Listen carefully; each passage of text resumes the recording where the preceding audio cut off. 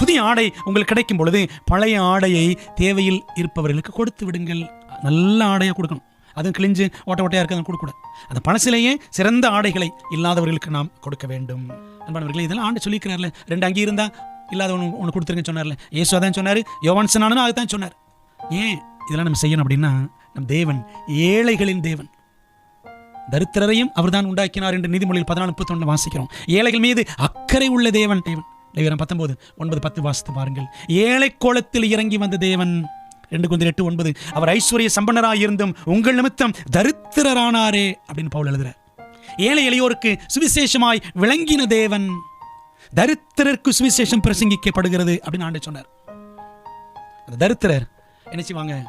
சீக்கிரமா ஆண்டவரை ஏத்துக்குவாங்க. அந்த ஆண்டுடைய அன்பை நம்ம காட்டும் பொழுது.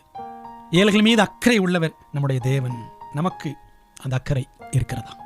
கிறிஸ்துவுக்கு அந்த அன்பு அக்கறை இருந்ததென்றால் கிறிஸ்தவர்களுக்கும் இருக்க வேண்டும் அல்லவா?